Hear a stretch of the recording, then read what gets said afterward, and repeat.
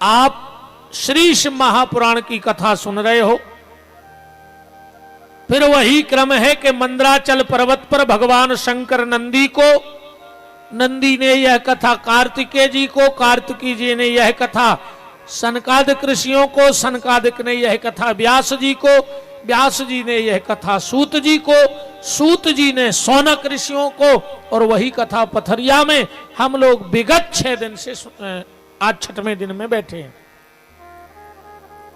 सनकादिक ऋषियों ने एक प्रश्न किया कि महाराज ये बताओ, आपने भगवान शिव के प्रादुर्भाव की कथा सुनाई, अब हमें ये बता दो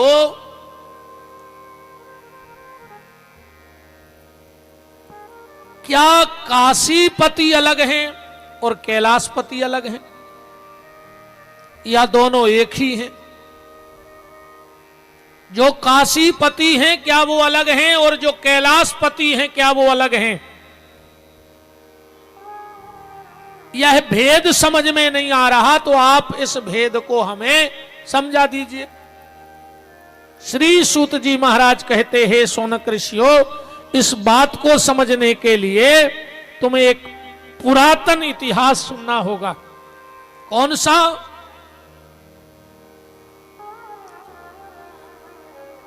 आसीद काम्पिल्य नगरे सोमायाजि कुलोद्भवः दीक्षितो यज्ञदाख्यायो यज्ञ विद्या विशारदः वेद वेदांग विप्राज्ञो।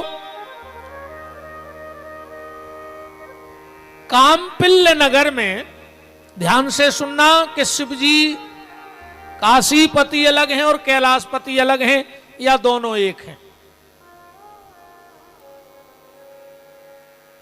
काम्पिल्य नगर में एक यज्ञदत्त दीक्षित नाम के ब्राह्मण रहते थे। ब्राह्मण बड़ा सत्कर्मी था, बड़ा सत्कर्मी था। यज्ञ पूजा पाठ कथा हवन करना उनका नित्य का नियम था। कहते हैं जो ब्राह्मण 7 दिन तक 3 चीजों को त्याग देता है वो ब्राह्मणत्व को नष्ट कर देता है। अगर ब्राह्मण 7 दिन तक 3 चीजें छोड़ देवे तो उसका ब्राह्मणत्व नष्ट हो जाता है। कौन सा? कि जो उठ प्रात नहात नहीं, दिन 7 चले या विधि जाकी, अक्ष की माल न बाले विभूति, न देते जो अर्घ्य सदा सविता को। तो गहिए वह ब्राह्मण शूद्र प्रथा को। ब्राह्मण का माथा 7 दिन तक बगैर तिलक के नहीं होना चाहिए। अगर ब्राह्मण को तिलक के लिए चंदन ना मिले, रोली ना मिले, हल्दी कुमकुम ना मिले, तो उसे जल का तिलक लगा लेना चाहिए या मिट्टी का तिलक लगा लेना चाहिए जमीन से उठा के।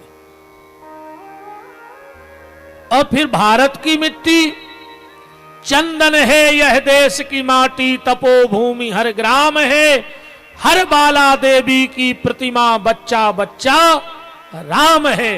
यहां की मिट्टी भी चंदन है।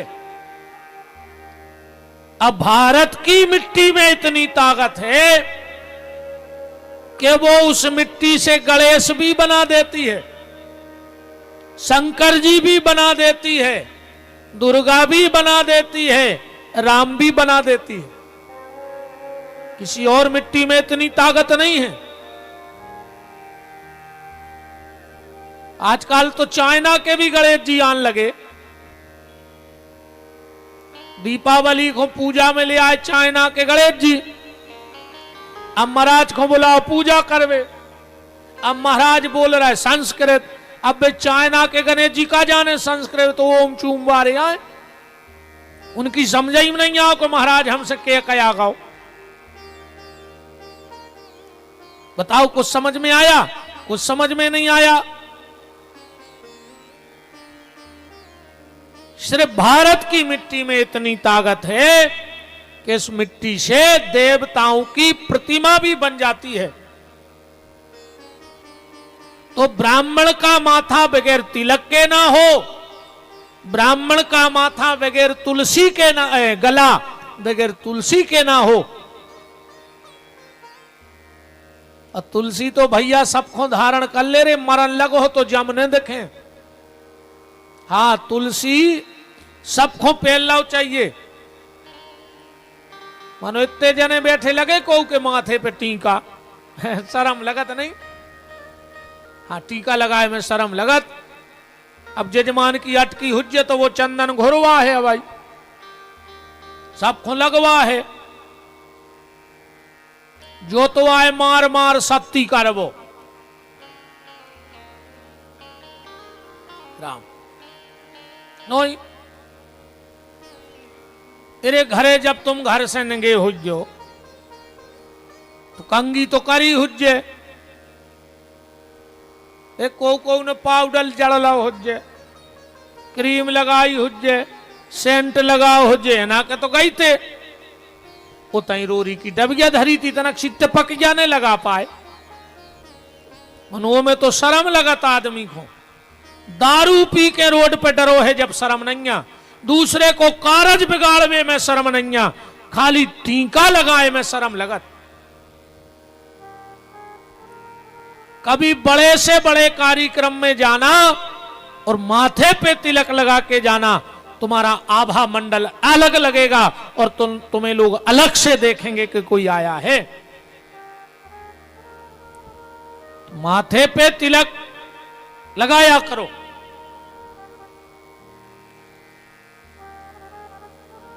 तो यज्ञदत्त दीक्षित नाम के जो ब्राह्मण थे, बड़े ही सत्कर्मी ब्राह्मण थे, पर कुछ प्रारब्ध के कारण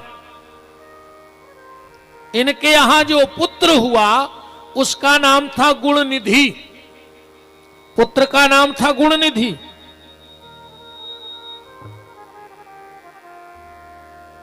गुणनिधि बिगड़ गया। देखो भैया, संतान के 3 दुख हैं, ध्यान से सुनियो। पहलो दुख औलाद है ही नन्या। दूसरो भाव तो सो मार गाओ, जो भी दुख आए। और तीसरो कहूं हो के मूर्ख न कर जाए। तो संत कहते हैं 2 दुख पहले के अच्छे, एक ही चीज को रोने हैं नन्या। अन्ना भाव तो सो मर गाओ, अको हो के मूर्ख न कर जाए तो वो तो रोज रोआ है ने रोआ, वो तो रोज समस्या लिया है घरे। अच्छा, परेशान सब हैं, जिनके हैं बेरो रहा और जिनके नहीं बेरो ही जाए। सुखी को नहीं औलाद से। एक आदमी ने रे छत बनवाओ, गर्मी को हाथों समय मुड़कारी ने बंधवाई, रेलिंग ने लगवाई थी। पलका पे सो रहा तो घरवारी पांव दबा रही थी। घरवारी पांव दबा दबा तो बोली कि तुमसे कितनी बार कही कि पलका तना चौड़े बनवाएंगे, भगवान बाल बच्चों दे तो कहां सुआ भी। वो ने सोची हो या गाओ, सो वो पलका पे सरक गाओ, कह लो पागा लेते सुआ ले, तना सरक गाओ। और घरवारी बोली जैसे भगवान एक और दे तो लगो खोते सुआले, सो तना कुंवर सरक गाओ रे पलका पे। घरवारी बोली जैसे भगवान एक मोड़ी दे देवे, तना और सर को कह लगो खोते सुआले। अब पलका तो पलकाया रे कि पटेल साहब को पिलाट आए कि रात भर सरकत रहो। पेल गिरो छत पे, छत पे से गिरो रोड पे, वो चिल्लियानो बचाओ बचाओ बचाओ। गांव भर के इकट्ठे हो गए। बोले कहा हो गाओ? बोले नंग नंग टोर दाए। बोले कौन ने? बोले जोन बाल बच्चों भाव नन्या वो ने। कहूं हो जा तो कागत होती। है? तो यज्ञदत्त दीक्षित का जो बेटा था जिसका नाम था गुणनिधि, कभी मां बाप को प्रणाम नहीं करता था। और एक और निवेदन करें, अपने बच्चों को प्रणाम करना सिखाओ। माताओं से विशेष निवेदन है, अपने बेटे को दादा दादी के पांव छूना सिखाओ रोज। मतलब काय खो लगी वे नहीं सिखा रही, वे तो टाटा सिखा रही। टाटा कहू के घरे गए कई गुरु जी से टाटा कर ले, सो लगा तो बोक चाटा देवे कन पटा में के तले बेला जाओ। टाटा सिखा रही मोनी मोड़ हो गए, कहू के घरे गई कई टाटा कर ले गुरु जी से। अब टाटा को नमक होते, टाटा को लोहो होते हैं, बाल बच्चों का खो लगी टाटा टाटा। इरे चाहिए से क्या थो जी के वो टाटा सुन ले है तो कहो लोहो सस्तो कर देवे। बताओ पूरा भारत हमाओ नाव ले रहा हो टाटा टाटा टाटा। ये देश न टाटा का है और न बाटा का है, ये देश गंगा का और गोवर्धन का है। ये देश राम और कृष्ण का है। ये टाटा बाटा कौन होते हैं इस देश पे हुकूमत करने वाले? ये कोरिया में लोग हर क्या लगी है, नाव नाव शब्द आओ कई हाय हाय कई आए जो तमाशो, घर से निकले कई हाय, आधा घंटा बाद फोन आगा, बोले का है, बोले गाड़ी ठोक गई ट्रक में, कई हाय हाय अच्छो नहीं वो। अब जब हाय करके घर में उठो, घर से निकल हो, तो दिन भर घर में हाय हाय होगी कि नहीं होगी? ये देश हाय का नहीं है, ये देश हर हर का है। हर हर महादेव, हर हर नर्मदे, हर हर गंगे। ये हाय माय बंद करो। आज के भैया हरों ने पांव पर वो बंद ही कर दो। घुटना छिया तो घुटना, हाँ गोड़ों नो को नहीं जा रहा पांव नो। अब बिगरवाई कैसे लग बंद, पांव पर वो बंद। देखो हम जिसके चरण छूते हैं हमें उसके आचरण मिलते हैं। प्रणाम चरणों का होना चाहिए। घुटना छियन लगे सियानों के, अगर पांव पर हो तो आशीर्वाद मिल।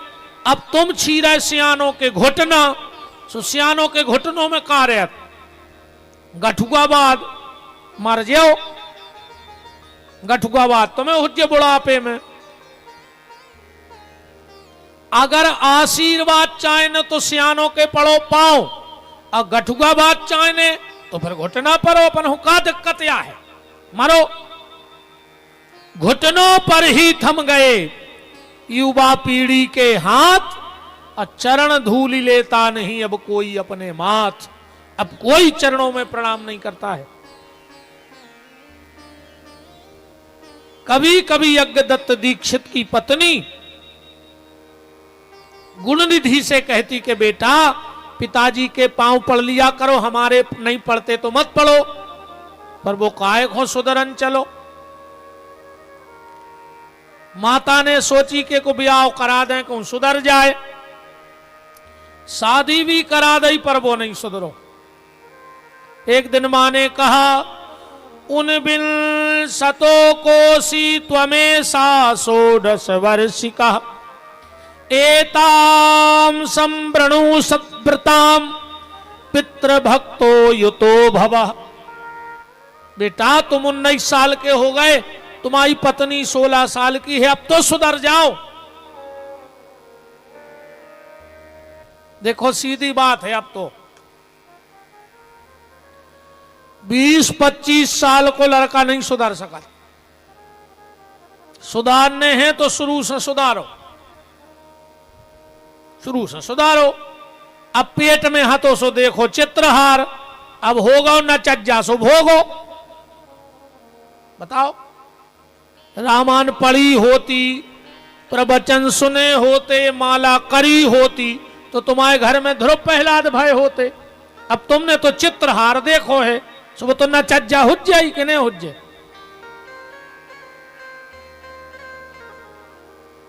मजाल है कि औलाद बिगड़ जाए।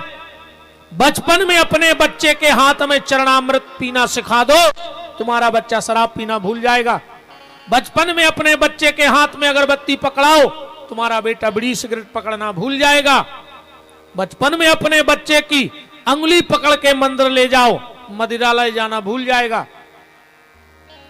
तो तुम्हें खुद ही टेम रंजन नाटक देख बेसे, सुमोड़ा नाटक करने लगो। अपन तो दिन भर फिल्मों में बिदे हैं, सीरियल भरने चूक जाए, तुलसाने में दिया बाती धरने नन्या और टीवी को दिया बाती चूकने नन्या। बोलो,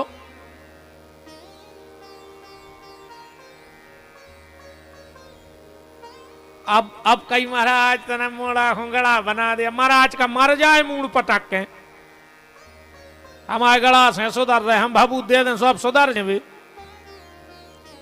पहले सुधारने तो पहले संस्कार देने थे।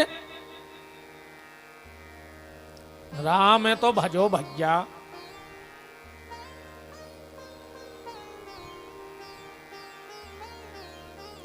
एक दिन यज्ञदत्त दीक्षित कहीं से कथा करके लौट रहे थे, तो गांव में एक व्यक्ति के हाथ में उन्होंने अपनी अंगूठी देखी। जब अंगूठी देखी तो उसके पास गए, बोले क्यों रे चोर, तूने ये मेरी अंगूठी चुराई है। वो बोलो, ए पंडित जी जबान संभाल के बात करियो। अरे बोले, ये रत्नमयी अंगूठी मेरी है, मैं फला जगह भागवत करने गया था, वहां यजमान ने मुझे बड़े भाव से पहनाई थी। मैंने अभी तो 4-6 दिन पहले उतार के पत्नी को रखने दी थी, तू चोरी कर लाया। उस लड़के ने कहा, सुनो पंडित जी, बहुत ज्यादा हो रही, तुम हमें चोर कह रहे। हमें चोर कहने से पहले अपने गिरेबा में झांक के देखो, ये तुम्हारा लड़का परसों मुझसे जुए में हार गया, और अंगूठी नहीं, तुम्हारे घर के आधे बर्तन हमारे घरे रखे हैं, जुआ में हमने जीते हैं। यज्ञदत्त दीक्षित की नजरें झुक गईं। खुद का दाम खोटा, परखारे को क्या दोष दें, बताओ। देखो, व्यक्ति 2 बार मरता है, एक भगवान की दी हुई मौत और दूसरी संतान की दी हुई मौत। संतान भी अपने मां बाप की हत्यारी होती है। कब? जिस दिन समाज में संतान के कारण मां बाप की नजर झुक जाए, समझना उसी दिन मां बाप मर गए। अब तो खाली जी रहे हैं जितने दिन की जिंदगी है सो। आदमी सिर्फ 2 जगह हारता है, एक जगह मजबूरी में, एक जगह दिल से। आदमी हारो नहीं चाहत कबों को उसे, पर 2 जगह हारो चाहत। पहले भगवान के मंदिर में वो जानत है कि हम लाख उपाय कर लें फिर भी हम जीत नहीं सकते, इसलिए जब भी मंदिर जाता है तो हार लेके जाता है अपने हाथों में। इसको भी हार कहते हैं। हार लेके जाता है कि प्रभु मैंने पहले से अपनी हार स्वीकार कर ली, क्योंकि मैं आपसे किसी भी विधि जीत नहीं सकता हूं। और दूसरी जगह वो अपनी औलाद से हारना चाहता है। मां बाप को उस दिन सबसे बड़ी खुशी होती है जिस दिन उसकी औलाद उसे हरा देती है। हराने का मतलब उससे आगे निकल जाती है। अगर कोई मास्टर है तो उसे लगता है कि हमारा बेटा कॉलेज का प्रोफेसर बन जाए। कोई पुलिस में है तो उसे लगता मेरा बेटा थानेदार बन जाए। अगर मेरी एक कमरे में किराने की दुकान है तो मेरा बेटा 4 कमरों में दुकान खोल लेवे। हर व्यक्ति की इच्छा होती है कि वो अपनी औलाद से हारे, पर जब औलाद के कुकर्मों के कारण उसे हारना पड़ता है तो वो जीते जी मर जाता है। यज्ञदत्त दीक्षित घर आए, अब पत्नी से बोले कि गुणनिधि कहां है, और वो तो जुआ खेलवेगा। तो मां कभी अपने बच्चों के अवगुण पे पर्दा न डाले। मां कभी अपने बच्चों के अवगुण पे पर्दा मत डालना। यज्ञदत्त दीक्षित की पत्नी ने पर्दा डाल दिया उसके अवगुणों पे। कब वो तो सो रहा है, पंडित जी बोले तो अंगूठी बताइयो, हमने परसों तुम्हें रख बेदाई थी, अब होए तो दे दें। जो डिब्बा खोले वो डिब्बा खोले, अब जब डिब्बा में है ही नहीं है। थोड़ी देर बाद यज्ञदत्त दीक्षित की आंखें लाल हो गई, और आंखें लाल हुई तो बोले, एक कुपुत्र को जन्म देने वाली नारी, तूने मेरे विश्वासघात किया है मेरे साथ। मैं जब भी तुझसे पूछता था कि यज्ञदत्त दीक्षित जब भी पूछते थे तो तू कह देती वो सो रहा है, पढ़ रहा है, कीर्तन में गया है, और वो जुआ खेलने जाता था। यज्ञदत्त दीक्षित भगवान शंकर के बहुत बड़े भगत थे। कहा जा, मैं भगवान शंकर की शपथ खा के कहता हूं, आज मैं तेरा और तेरे पुत्र का परित्याग करता हूं। निकल जा मेरे घर से, तुम दोनों के लिए मेरे घर में कोई जगह नहीं है। और यज्ञदत्त दीक्षित ने अपनी पत्नी को और अपने पुत्र गुणनिधि को घर से निकाल दिया। हम आपको कथा ये बता रहे हैं कि कैलाशपति और काशीपति में क्या अंतर है। कोई हम चुटकला नहीं सुना रहे, पुराण की कथा कह रहे हैं आपसे।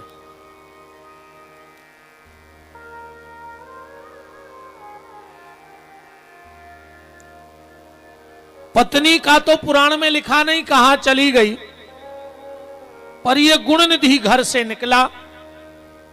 अब कमाऊए ने कछु काम धंधो तो करो ने है, तो वापई की कमाई पे खाते रहो। देखो एक बात और बताएं, जितनी भी यहां युवा बैठे हो, आनंद पता है कब आता है?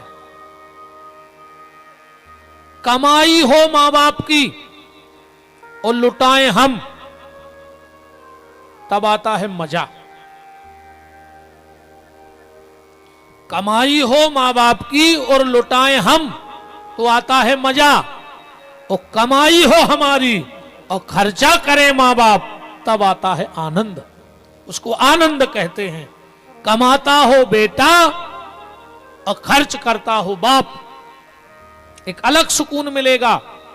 और एक बात और ध्यान से सुन लेना, उस दिन तुमने पुत्र होने का अधिकार खो दिया। किस दिन?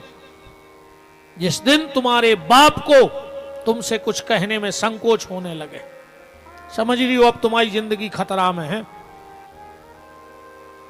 अगर पिताजी का चश्मा टूट जाए और पिताजी को सोचना पड़े कि बेटा से कैसे कहें कि चश्मा टूट गया सुधरवा दे, समझ ली वो दिन धिक्कार तुम्हारा औलाद हो वो।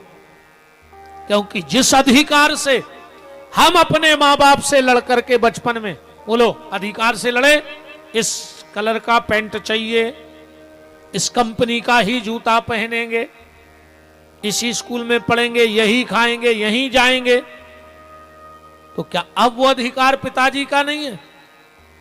वही अधिकार बाप का होना चाहिए कि पिताजी भी अपन जा रहे काम से, कहां जा रहे? काम है। पिताजी के हट माए करो, पहले चश्मा सुधरवा के ले आओ।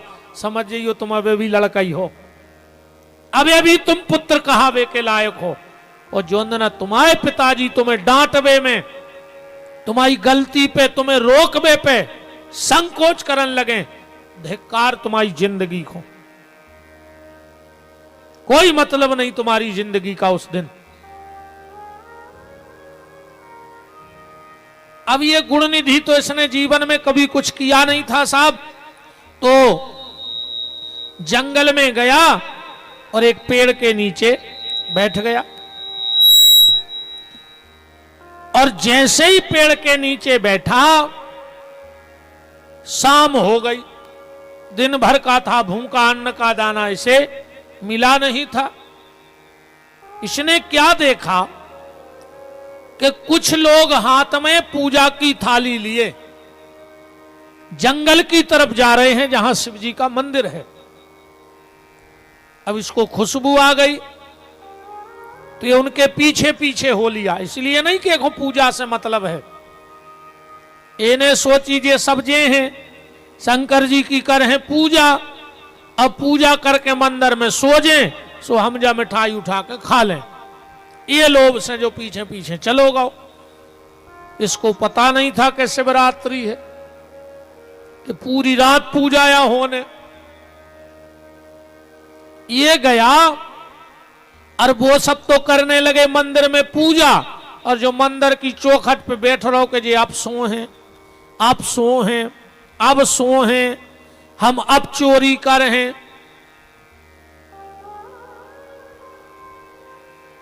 पूरी रात हो गई। एक बात और सुन लो, शिवरात्रि में शास्त्र मत विधान है कि 4 अभिषेक होने चाहिए, 4 पहर के 4 अभिषेक पूरी रात में, जिसको चतुर्पहर बोला जाता है। तो 4 अभिषेक शिवरात्रि की रात में करना चाहिए। और कहते हैं जो शिवरात्रि की रात का जागरण कर लेता है उसे पूरे 1 साल भगवान की पूजा करने का फल प्राप्त होता है। 4 रातें ऐसी हैं, अगर इन 4 रात्रि में व्यक्ति जागरण कर ले साल भर में, तो ये माता यशोदा का आशीर्वाद है कि उसे फिर विपत्ति की रात में नहीं जागना पड़ता। उसके जीवन में ऐसी विपत्ति नहीं आती कि उसे रात भर जागना पड़े। 4 रात अगर व्यक्ति साल में जागरण करे, 4 बार, पहला शिवरात्रि, दूसरा श्री कृष्ण जन्माष्टमी। हां, श्री कृष्ण जन्माष्टमी की रात्रि का जागरण करना चाहिए, और दीपावली की रात्रि का जागरण करें, और शरद पूर्णिमा की रात्रि का जागरण करें, क्योंकि उस दिन भगवान महारास में रहते। आत्मा और परमात्मा का मिलन ही महारास है। तो 4 पहर का जो अभिषेक है वो करना चाहिए। तो कितने पहर को कितने कितने टाइम अभिषेक करना चाहिए? ठीक 8 बजे अभिषेक के लिए बैठ जाओ, रात के ठीक 8 बजे घड़ी में, और शिव पूजा में बैठ जाओ। पहला अभिषेक करना है तुम्हें 9:30 बजे तक। 9:30 बजे उठ जाओ, आध घंटे का करो रेस्ट, फिर 10 बजे फिर पूजा में बैठ जाओ अभिषेक के लिए।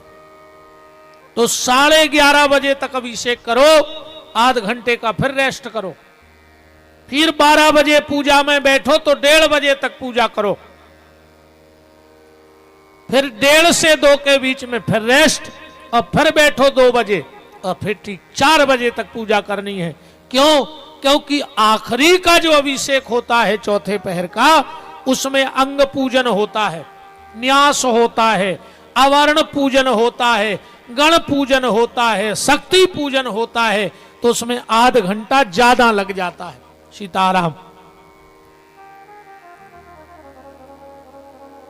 4 बजे तक जो बैठो रहो कालोब में, ये सो जाते और हम कछु खा लेते। जैसे ही 4 बजे को अभिषेक भाव, पूजा करवे वालों की झपरी लग गई मंदिर में, जो चुपचाप गौ मंदिर में बिल्कुल दबे पांव, क्योंकि चोर के पांव में आवाज नहीं होए।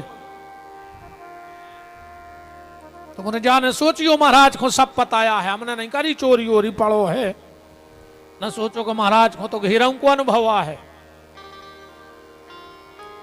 कबो कबो दिक्कत बनत, एक डुकरिया हती एक गांव में, भारी पाई सारे ओके, वो हतो ने एक आदमी ताड़ गाओ कि अकेली डुकरिया जा जात है बहुत, सुबह दिन में ही के बाखर में छुप गाओ, करी पे बैठ गाओ 5 जने, 4 कोनियों में छुप गए, एक करी पे बैठ गाओ कि जैसे ही रात हुई है डुकरिया के गरो दबा दे भी जा जात लेके भग जे भी।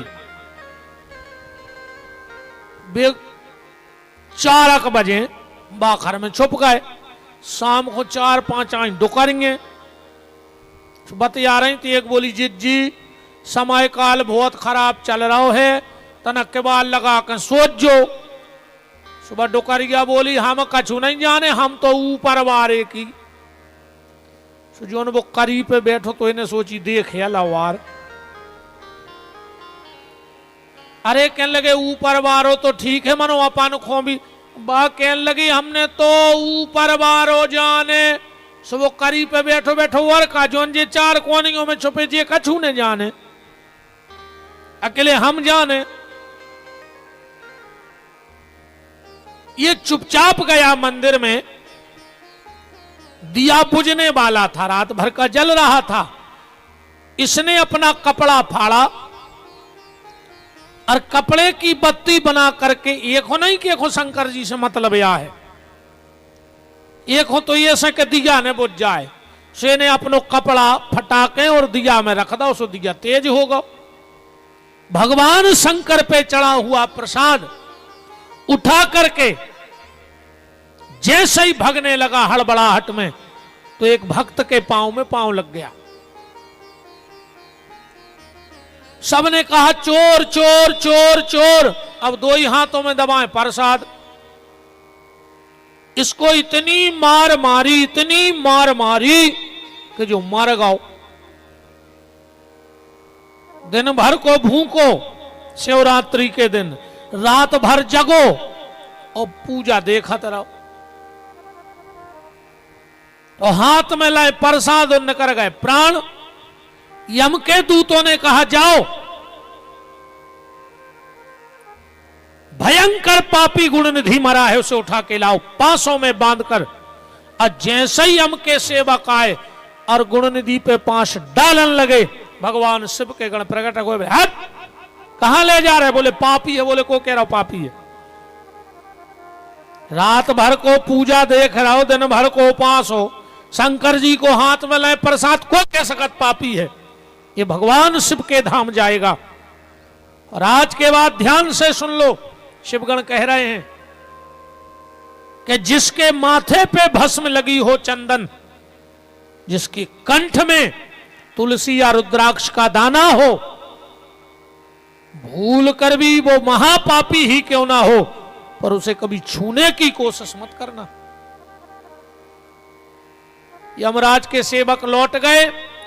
यह गुणनिधि भगवान शिव के धाम में वास करने लगा। सूत जी महाराज कहते, हे शौनक ऋषियों,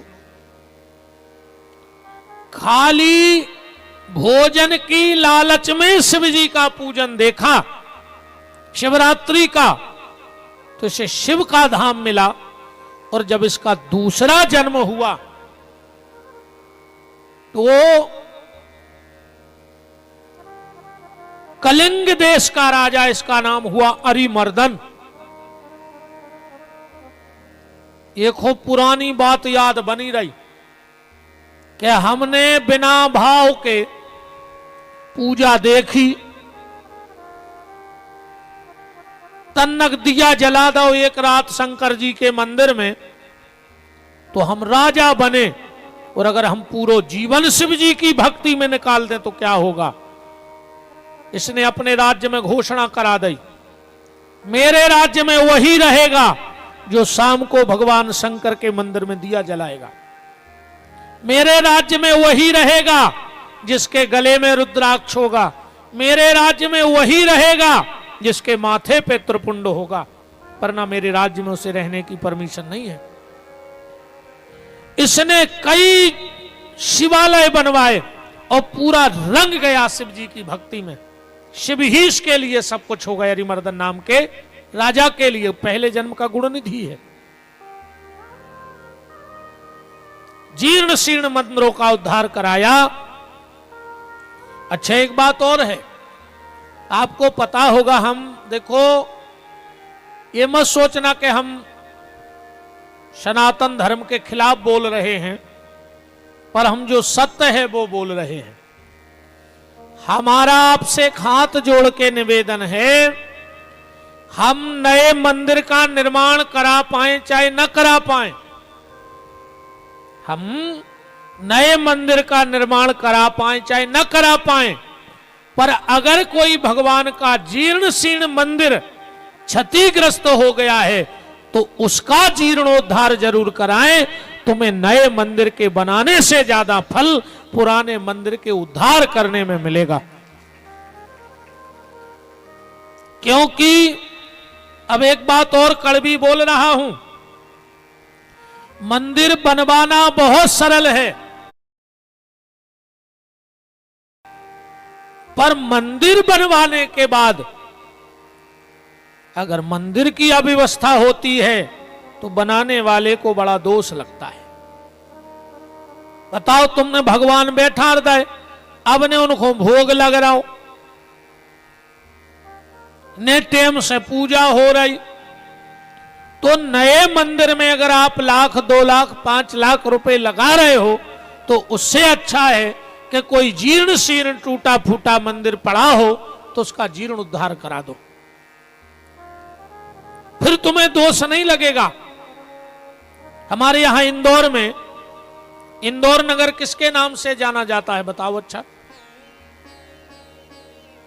नेतागिरी की चर्चा न करियो।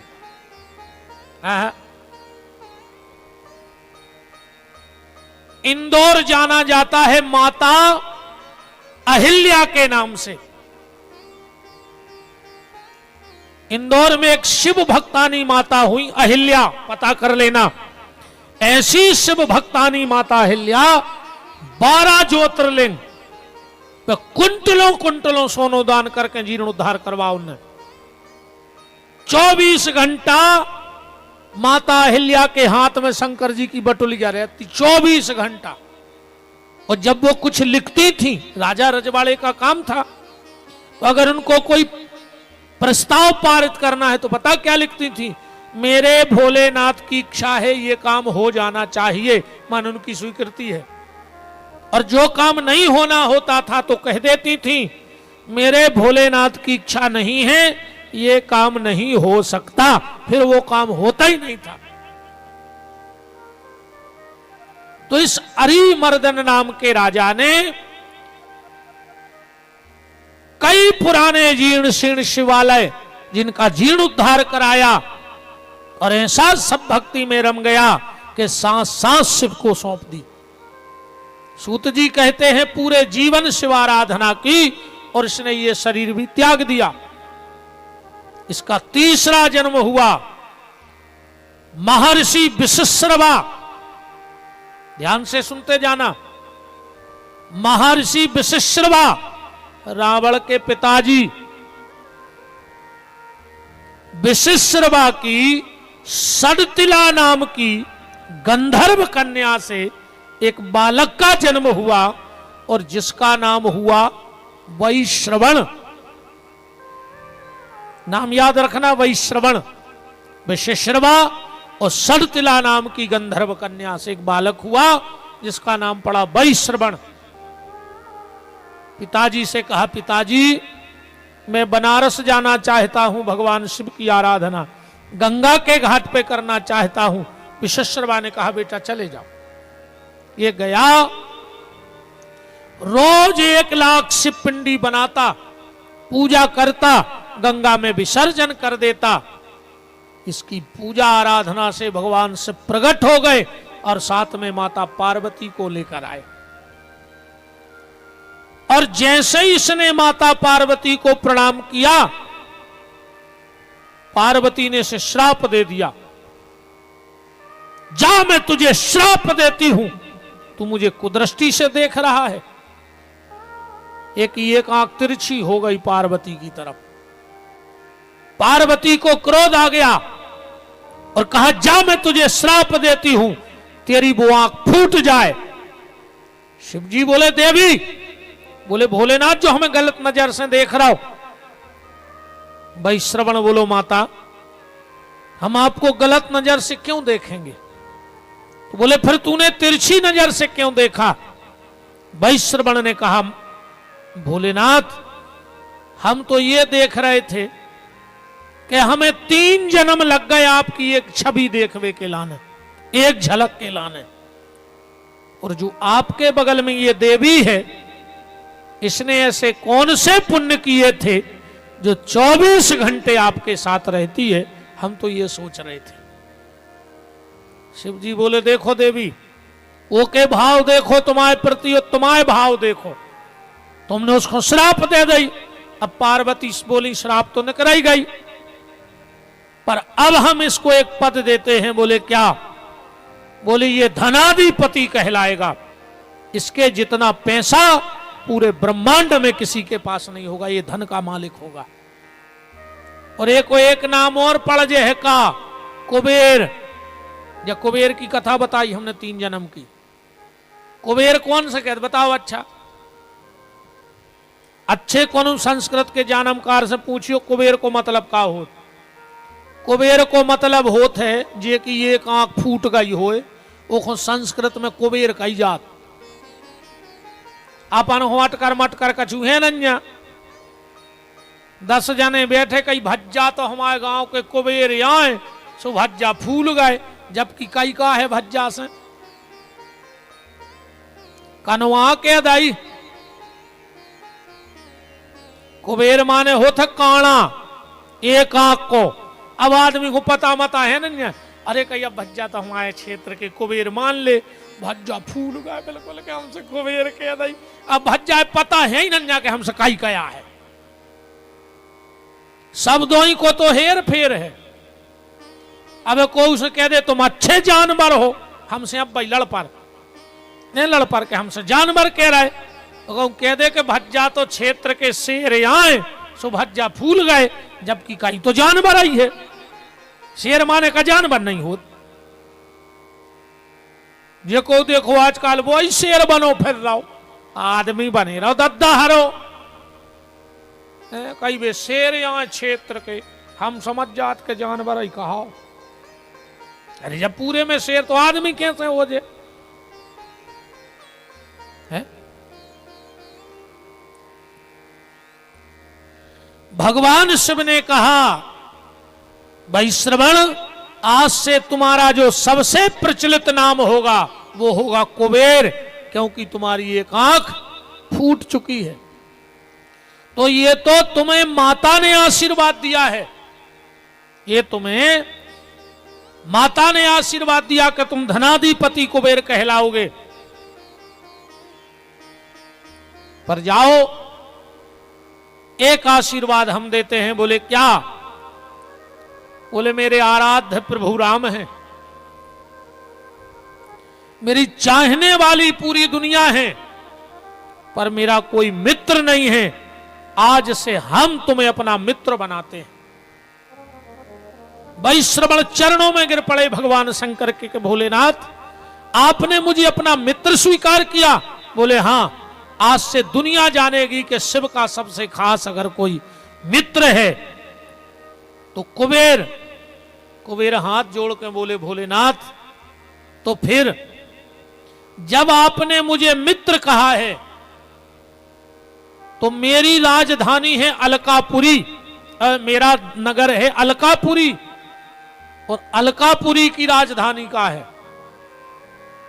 ये सब मध्य प्रदेश की राजधानी भोपाल है ना, तो अलकापुरी की राजधानी उस समय थी कैलाश।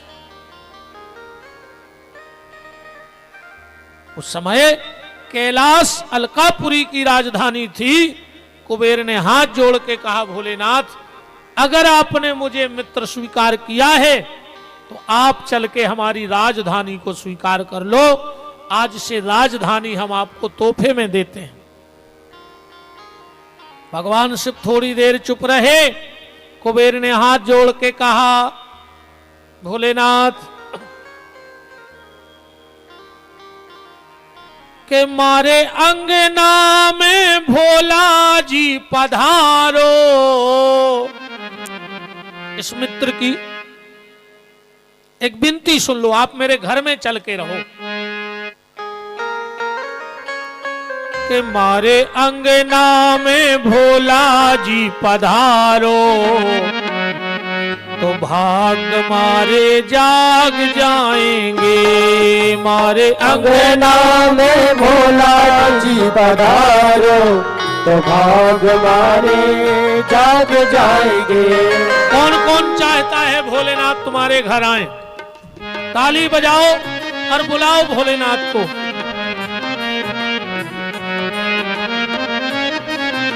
आज तो ने थप्पड़ी ने बजाई सो भोलेनाथ होके घरे चुड़ैल ने पहुंचा दी रे। अभी और कोनो गुनिया पंडा के झारे झरे ने। मारे अंगना में भोला जी पधारो तो भाग मारे जाग जाएंगे। मारे अंगना में भोला जी पधारो तो भाग मारे जाग जाएंगे। तेरे नाम पे हम मर जाएंगे। तेरे नाम पे हम मर जाएंगे। तेरे ध्यान में हम मर जाएंगे। तेरे ध्यान में हम मर जाएंगे। तेरे धाम में हम मर जाएंगे। तेरे ध्यान में हम मर जाएंगे। जाएंगे जाएंगे। मारे अंगना में भोला जी पधारो भाग मारे जाग जाएंगे। मारे अंगना में भोला जी पधारो के भाग मारे जाग जाएंगे।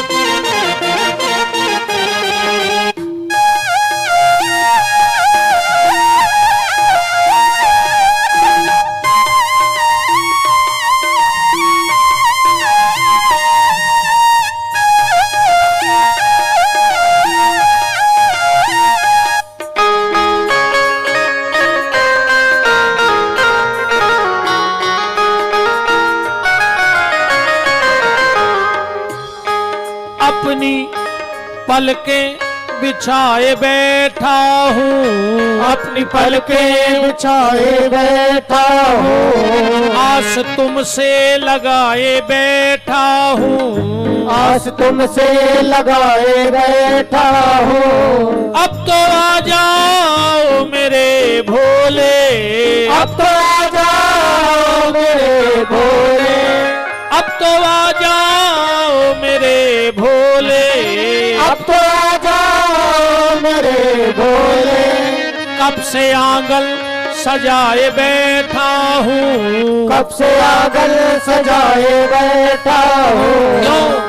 हमारे अंगना में भोला जी पधारो तो भाग मारे जाग जाएंगे।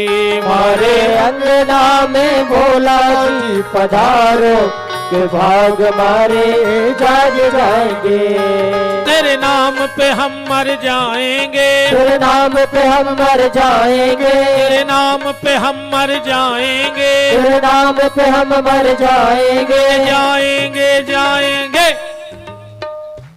मारे अंगना में भोला जी पधारो भाग मारे जाग जाएंगे। हमारे अंगना में भोला जी पधारो तो भाग मारे जाग जाएंगे।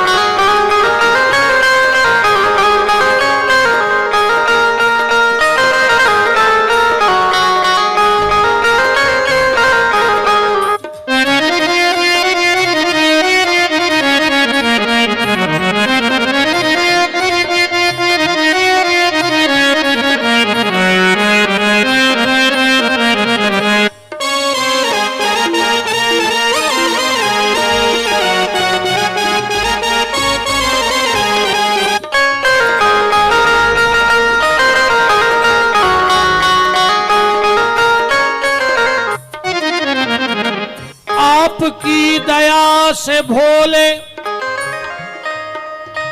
हर बिगड़ा काम हो जाए।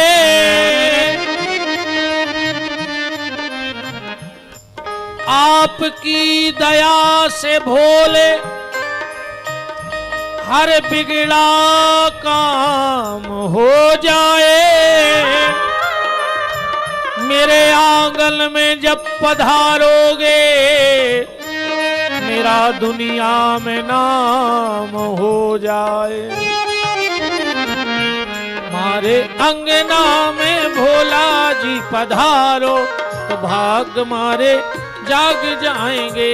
अंगना में भोला जी पधारोगे भाग मारे जाग जाएंगे। शिव शंकर चले कैलाश बूंदियां पड़न लगी। श्री सूत जी महाराज कहते हैं सोनक ऋषियों, जो काशीपति भोलेनाथ थे वो अपने मित्र कुबेर के कहने से काशी में एक रूप से बैठे रहे और करोड़ों करोड़ों गणों को लेकर के आज कैलाश की तरफ जा रहे हैं। तो जो काशीपति हैं वही कैलाशपति हैं और जो कैलाशपति हैं वही काशीपति हैं।